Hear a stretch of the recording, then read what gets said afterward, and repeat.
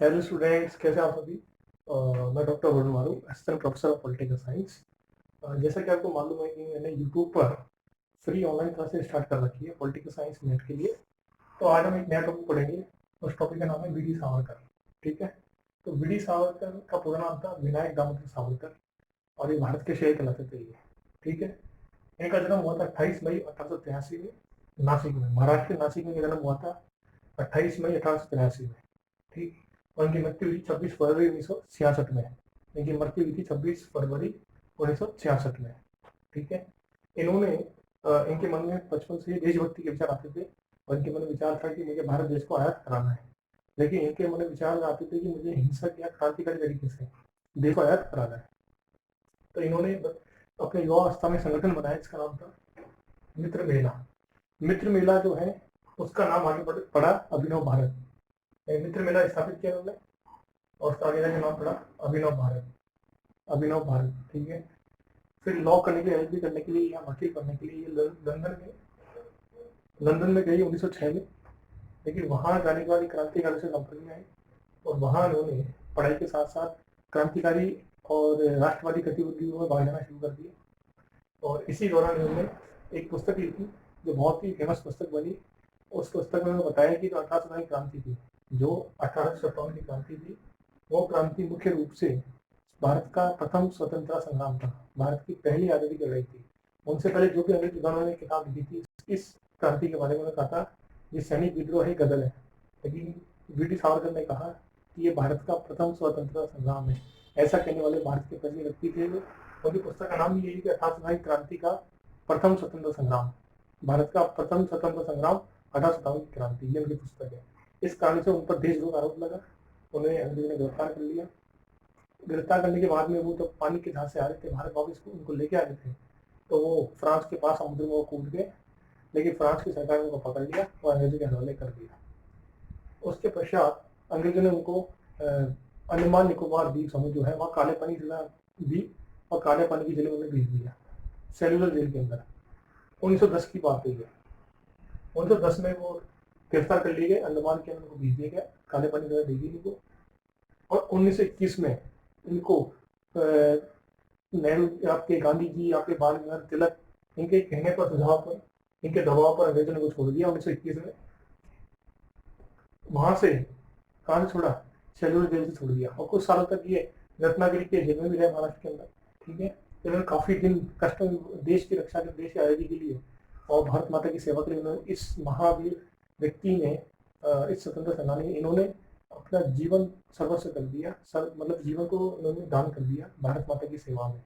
और वहाँ उन्होंने बहुत कष्ट झेले अंडमान निकोबार की काले पानी की सजा में। इन्होंने आगे चल करके हिंदू महासभा बनाई, और एक और पुस्तक लिखी, इसका नाम था हिंदुत्व पुस्तक। ठीक है। तो ये तो सावरकर की जीवनी हुई कि भाई 1885 में जन्म हुआ नासिक में, 1966 में इनकी मृत्यु हुई। मित्र मेला संगठन बनाया जिसका नाम था अभिनव भारत। पढ़ा आगे जाकर के लंदन गई एलएलबी करने के लिए, वकील बनने, लेकिन वहाँ क्रांतिवादी समक्ष से इन्होंने राष्ट्रवादी गति में भाग लिया। और 1857 की क्रांति पर पुस्तक लिखी, बताया कि भारत का प्रथम स्वतंत्र संग्राम था ये। ठीक है। इसलिए अंग्रेजों ने गिरफ्तार कर लिया, 10 साल के लिए जेल भेज दिया इनको 1910 में। अंडमान निकोबार की समूह काले पानी की सजा थी, वो सेलुलर जेल थी, वहाँ में बहुत कष्ट भोगे। गांधी जी और तिलक जी के प्रभाव में आकर के अंग्रेज सरकार ने को छोड़ा 1921 में। महाराष्ट्र रत्नागिरी जेल में भी रहेंगे। आगे जाकर के इन्होंने अपने विचारों को थोड़ा बदला और हिंदूवादी विचार इन्होंने अपने बनाए। इन्होंने हिंदू महासभा की स्थापना करी और हिंदुत्व नामक पुस्तक लिखी। ठीक है। अब इसके बाद में जब अगली बात आती है कि इनके विचार, है ना, उनके विचार, जैसे मान लीजिए कि उनके विचार हम देखें तो उनके तो हम मुख्य रूप से वी डी सावरकर जी के राजनीतिक विचार पढ़ते हैं, उनके पॉलिटिकल आइडियाज पढ़ते हैं। तो उनके पॉलिटिकल आइडियाज में फर्स्ट विचार है राष्ट्रवाद, हिंदुत्व। ये दो विचार उनके मुख्य रूप से हैं, राष्ट्रवाद और हिंदुत्व। उन्होंने कहा कि हिंदू जो है, भारत जो धरती है ये हिंदुओं की धरती है, इसलिए यहाँ पे हिंदू राष्ट्र की स्थापना होनी चाहिए, पहली चीज। दूसरे ने कहा कि भारत पाकिस्तान का जो विभाजन हुआ था वो गलत था।